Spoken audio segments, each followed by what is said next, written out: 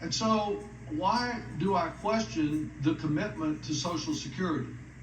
Because I think it's more important to look not at a president who is well known as a man of his last word by what he says, but by what he does.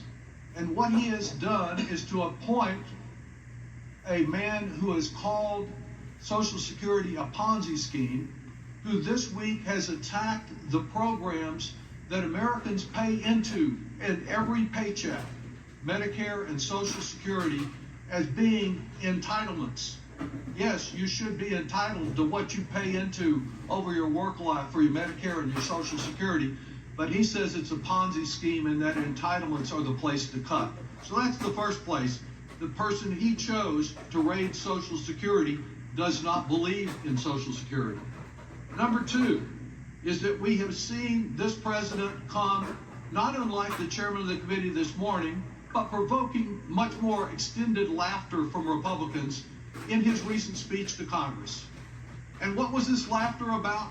All the fraud at Social Security. Can you imagine they have on their payout someone who has 350 years old, older than our republic? Can you believe this? No, you can't believe it because it's a lie. Because Social Security has had in place for some time a requirement that it doesn't pay out anything to people over 115. And though there have been some mistakes made, some underpayments, some overpayments, it has, as Mr. Neal pointed out, an incredible accuracy rate of far less of 1% of payments that have been found to be improper. It doesn't mean we shouldn't seek more accuracy and protect the system, but Social Security has worked remarkably well in the past.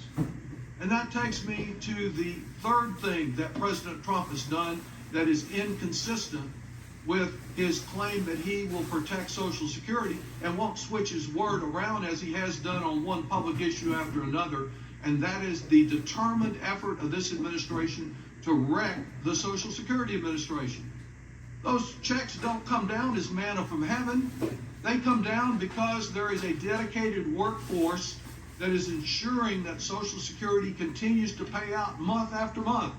And so how have Mr. Trump and Mr. Musk decided to handle that dedicated workforce?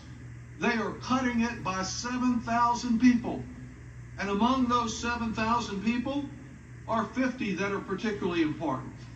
The Office of Transformation, as they have called it, is the customer service office at the Social Security Administration. And the Trump administration went in and fired the director of the Office of Transformation. He fired all 50 employees of that Office of Transformation.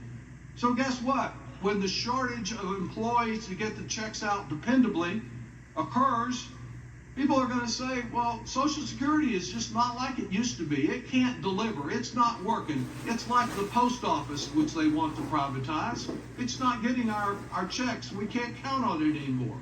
And it's that assuring that the Social Security Administration fails to deliver that is at the core of the Republican plan to undermine Social Security. Social Security has been forced already by Republican administration to serve millions more people with fewer staff.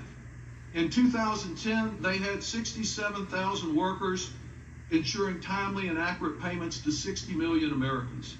Today, they have 10,000 fewer, and when I say today, that's before the Trump cuts, serving 13 million more people. You cannot assure that Social Security provides the wonderful coverage that it has for so many years without an adequate workforce. I'm hearing from constituents that say this is an emergency. I'm hearing Republicans like Ron Johnson, the senator from Wisconsin, saying he wants to sunset altogether. Senator Mike Lee, who says he wants to phase out Social Security, to pull it out by the roots and get rid of it. My constituents believe Social Security is one of the best systems government ever put in place, and we are opposed to the Trump people undermining it as they are doing and want to get the facts here, which is all this resolution asks for. I yield back.